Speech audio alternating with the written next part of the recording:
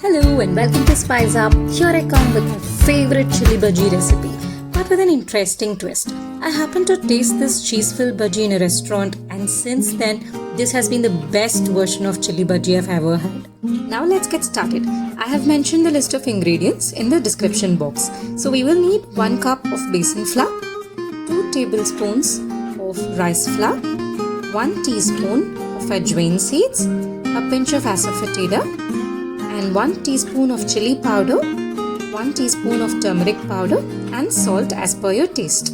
So I'm taking about 4 to 5 cheese cubes for about 4 large chilies like this.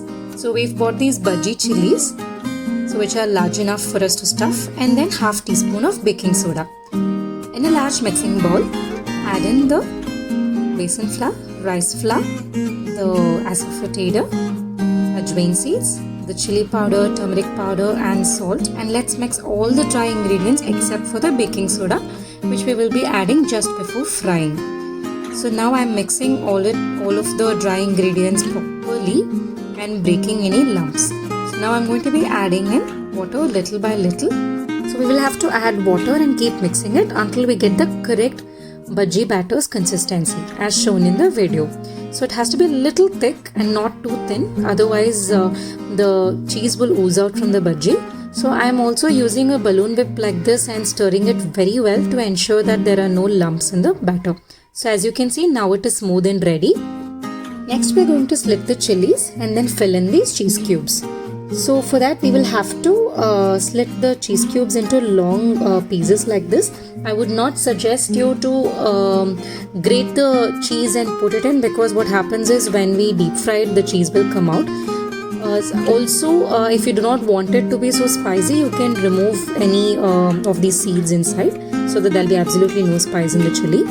So as you can see, I am filling it in and pushing it nicely inside, and very important point is that the chili has to be nicely closed like this, otherwise as I said, the cheese will ooze out. Now let's add in the baking soda and start frying the chilies.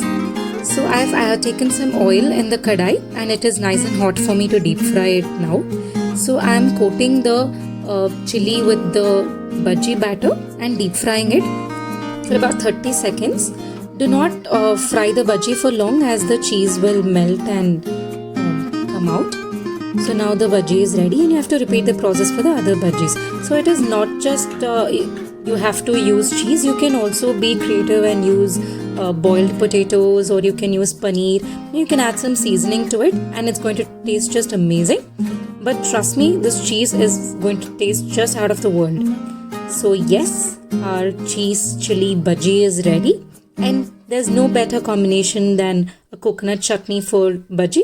I'm going to taste it with my all-time favorite coconut chutney. But you also do try out the recipe and let us know how it turned out, and do share your suggestions and comments with us. As always, do like, share and subscribe the channel.